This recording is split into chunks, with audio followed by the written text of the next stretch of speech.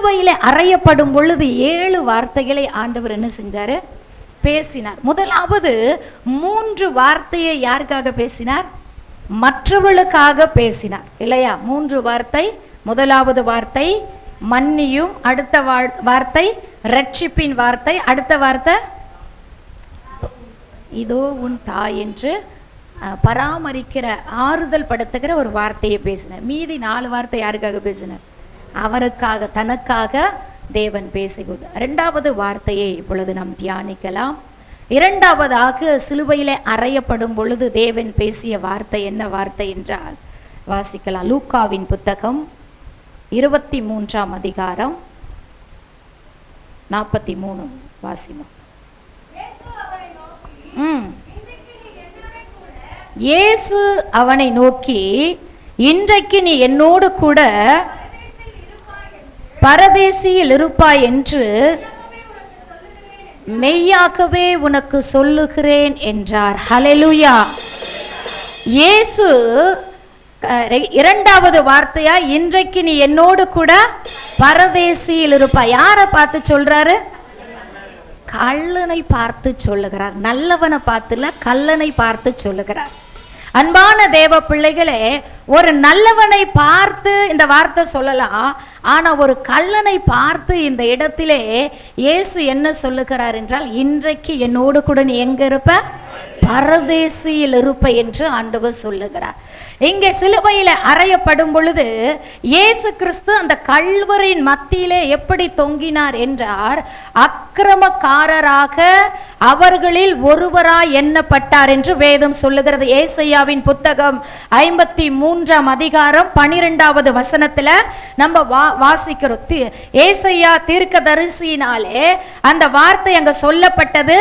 இன்றைக்கு அந்த சிலுவையிலே அறையப்படும் பொழுது அவர் எப்படி அக்கிரமக்காரரிலே ஒருவராக எண்ணப்பட்டு அந்த சிலுவையிலே கள்ளர் மத்தியிலே அவர் தொங்கிக் கொண்டிருக்கிறார். இந்த பக்கத்துல ஒரு கள்ளன், இந்த பக்கத்துல ஒரு கள்ளன், நடுவுல நிற்கிறவர் ரொம்ப நல்ல ஒரு தெய்வம். ஹல்லேலூயா சொல்லுவோமே. அன்பான தேவ பிள்ளைகளே, இப்படி அந்த சிலுவையில் அவர் தொங்கிக் கொண்டிருக்கிற வேளையிலே என்ன செய்யறாருன்னா, இடது ஒரு பக்கத்துல இருக்கிற கள்ளன் என்ன செய்யறாருன்னா, இயேசு கிறிஸ்துவை பார்த்து பரியாசம் பண்ணுகிறான், இகழுகிறான். வாசிக்கலாமா? அந்த வசனத்தை வாசிக்கலாம்.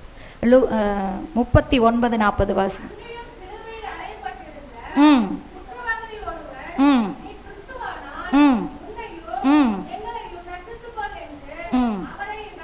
அவரை இகழ்ந்தான். ஒரு கள்ளன் என்ன செய்யறாருன்னா, அவரை பார்த்து பரிகாசம் பண்றான். நீ கிறிஸ்துவானால் உன்னையும் ரட்சித்துக்கொள், எங்களையும் ரட்சி என்று ஒரு கள்ளன் என்ன செய்யறாருன்னா இயேசுவை இகழுகிறான். இன்னொரு கள்ளன் என்ன செய்கிறான் என்றால், இந்த இகழ்ந்த கள்ளனை பார்த்து கடிந்து கொள்ளுகிறான். 2 பேரும் பாவம் செய்தவர்கள் தான். 2 பேரும் இப்ப இந்த பக்கத்திலேயே அந்த பக்கம் தொங்கிக் கொண்டிருக்கிறாங்க. இவங்க 2 பேரில் இருக்கிற வித்தியாசம் என்னவென்று பார்த்தால், ஒருவன் பரிகாசிக்கிறான், கேலி பண்ணுகிறான், கிண்டல் பண்ணுகிறான். இன்னொருவன் கேலி பண்ண ஒரு கள்ளனை பார்த்து என்ன செய்யறான்? கடிந்து கொள்ளுகிறான். என்ன கடிந்து கொள்ள? அடுத்த வாசிமா 40.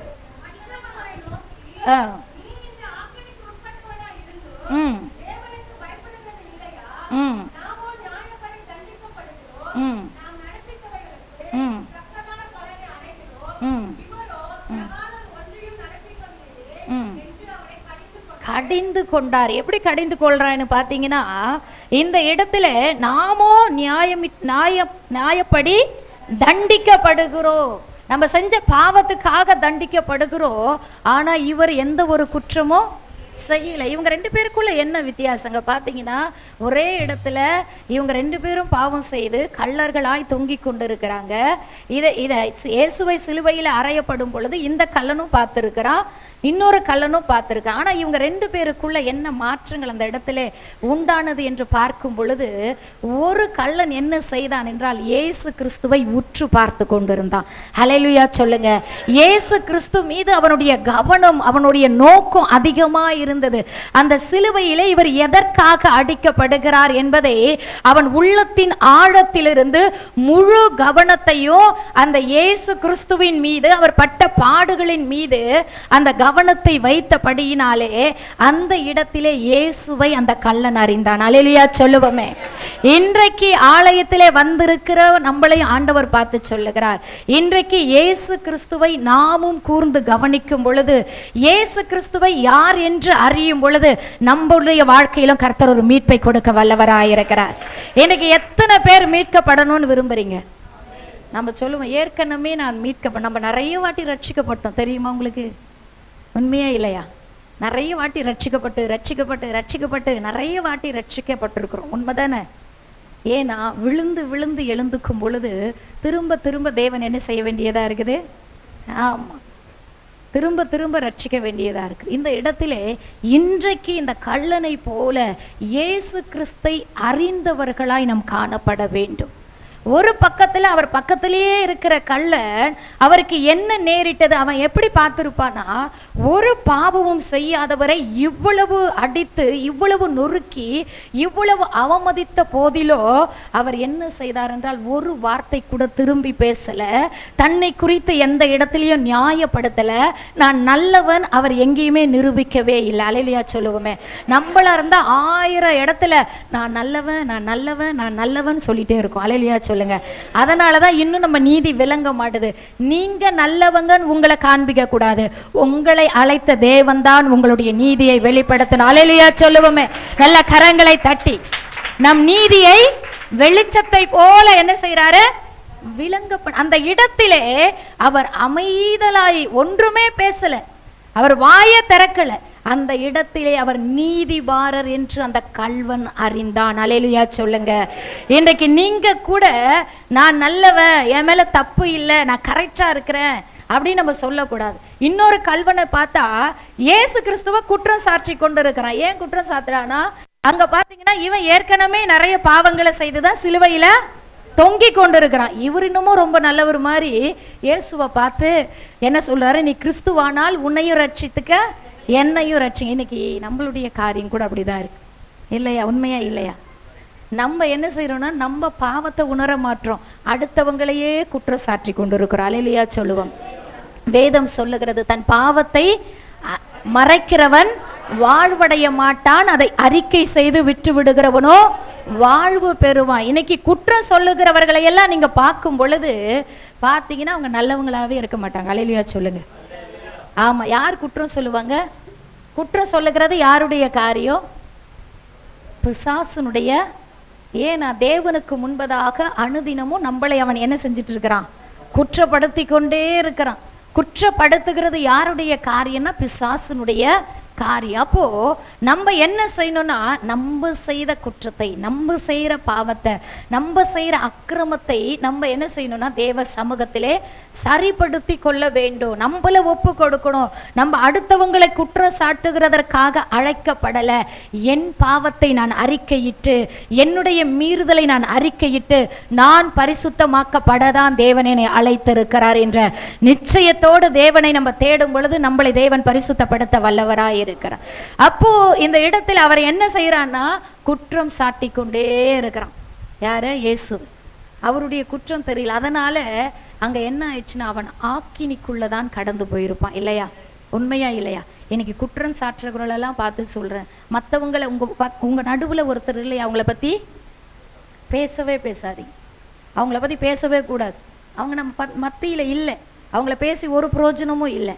அதுக்கு பதில் ஒன்னே ஒன்று செய்யணும், என்னிடத்துல என்ன குற்றம், நான் இன்னும் எதை மாற்றிக்கொள்ளணும் ஆண்டவரே, நான் என்ன இன்னொன்று மாற்றிக்கொள்ள வேண்டும் என்று அனுதினமும் நீங்கள் தேவ சமூகத்தில் நீங்கள் இந்த ஒரு காரியத்தை கேட்டு பாருங்களேன். ஆண்டவரே நான் என்ன மாற்றணும் கேட்கும் பொழுது ஆண்டவர் உங்களுடைய குற்றங்களை எல்லாம் வெளிப்படுத்தி உங்களுக்குள்ள ஒரு மறுரூபத்தை கொடுத்து அவருடைய மகிமையை வெளிப்படும்படியாய் கர்த்தர் உங்களை மாற்றி விடுவார். அல்லேலூயா சொல்லுவோமே. அப்போ இந்த இடத்துல அவன் என்ன செய்தான் என்றால், அதை 40 வாசிமா.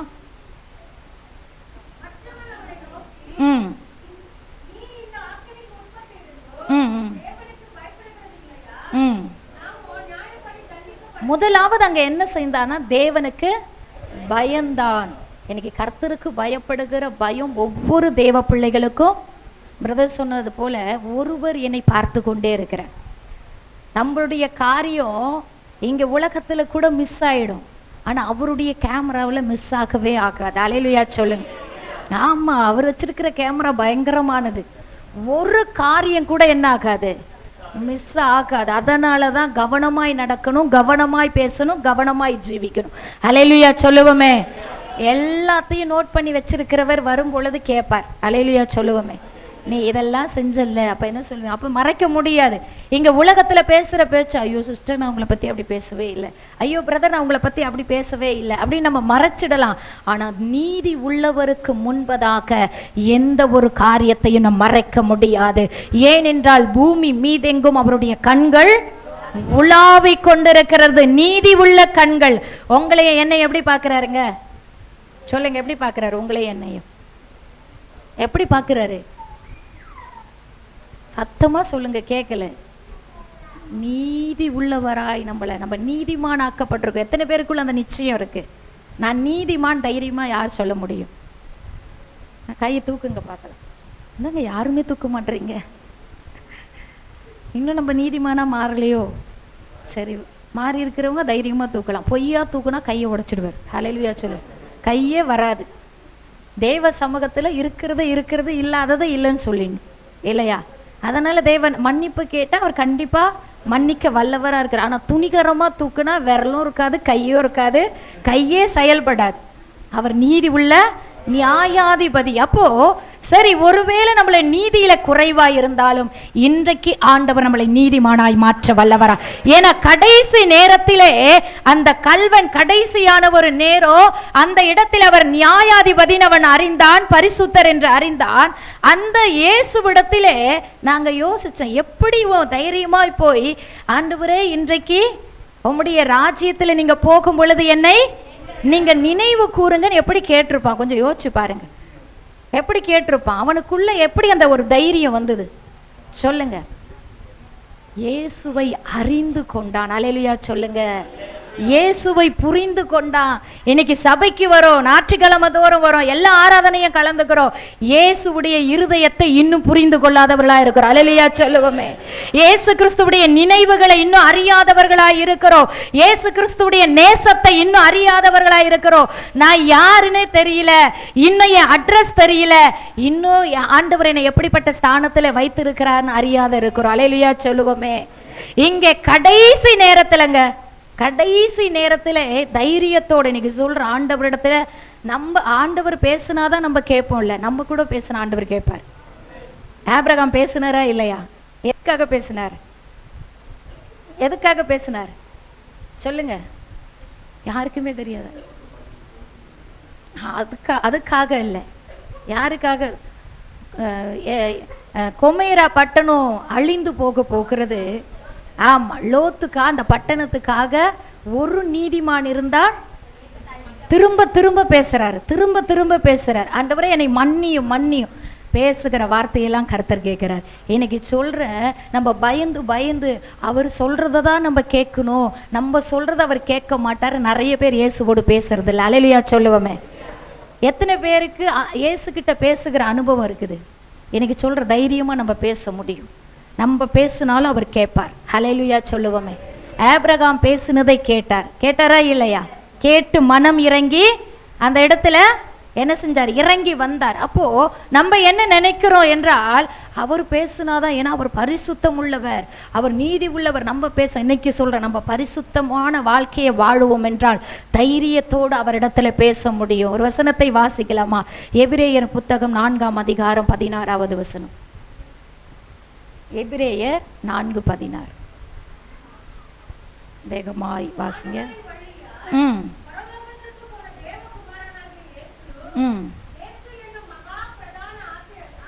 4:16. இரக்கத்தை பெறவோ ஏற்றல் சமயத்தில் சகாயம் செய்யோ கிருபையை அடையவோ தைரியமாய் கிருபா சண்டையிலே சேர கடவோம். அல்லேலூயா சொல்லுங்க. தைரியமா எங்க சேர கடவோம்?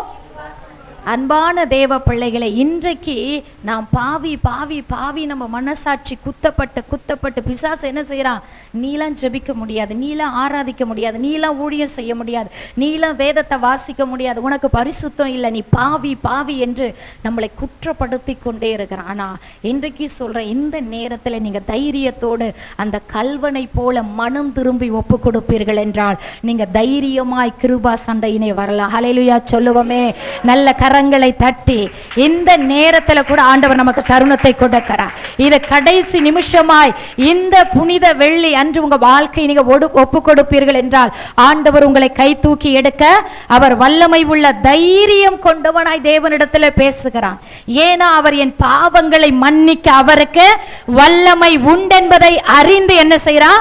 தேவனிடத்துல பேசும் பொழுது சொல்றாரு, ஆண்டவர் சொல்ற, இன்றைக்கு நீ எங்க இருப்ப?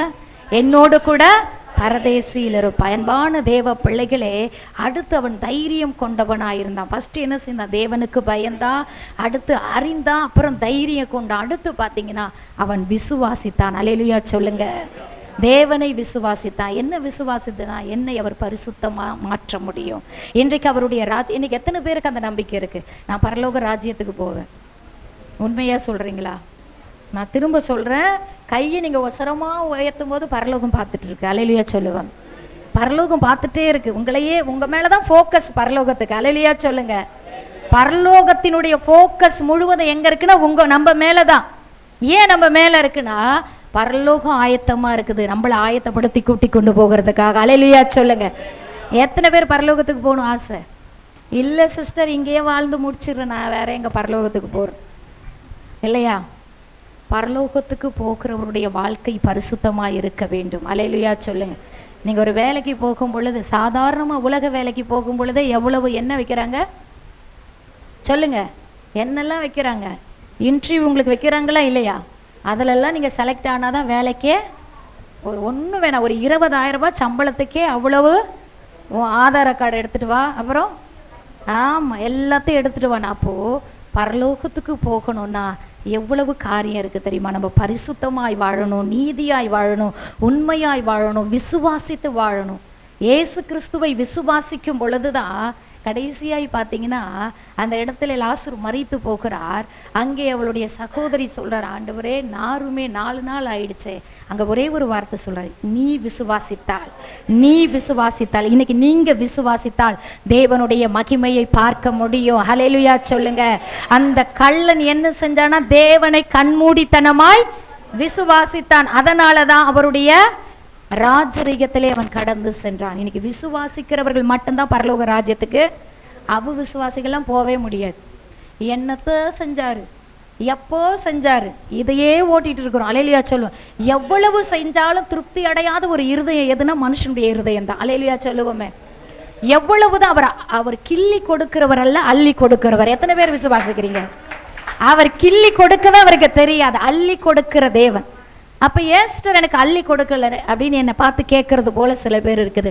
உங்களுடைய இருதயம் எந்த லெவலுக்கு இருக்கிறோ அந்த அளவுக்கு தான் அள்ளி கொடுப்பாரு. அல்லேலூயா சொல்லுவோமே. நம்ம எதை விதைக்கிறோமோ அதை தான் அறுக்கவே முடியும். நம்ம அளக்கிற அளவின்படி தான் நம்ம என்ன செய்ய முடியும்? தேவன் நமக்கு அளப்பா. நான் இன்னைக்கு சொல்றேங்க, உங்களுக்கு முன்னாடி நான் சாட்சி. அவர் கிள்ளி கொடுக்கிறவரே அல்ல. அன்பா இருந்தாலும், ஆசீர்வாதமா இருந்தாலும், ஆறுதலா இருந்தாலும், பெலனா இருந்தாலும் அள்ளி கொடுக்கிற தேவன். அல்லேலூயா சொல்லுங்க. நல்ல கரங்களை தட்டி அந்த தெய்வத்தை. அப்போ 2வது வார்த்தையாய் அந்த இடத்திலே தேவன் என்ன பேசினார் என்றால், இன்றைக்கு நீ என்னோடு கூட பரதேசியிலே இருப்பாய். அன்பான தேவ பிள்ளைகளை